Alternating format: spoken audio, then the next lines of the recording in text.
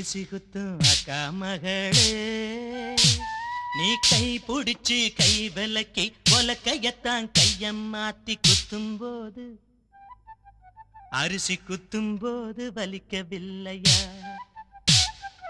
அரிசி குத்தும் அக்கா மகளே, நீ கை புடிச்சு கை விலக்கி உலக்கையத்தான் கையம் மாத்தி குத்தும் போது வலிக்கவில்லையா? அரிசி குத்தும் போது வலிக்கவில்லையா? அரிசி குத்தும் அக்கா மகளே.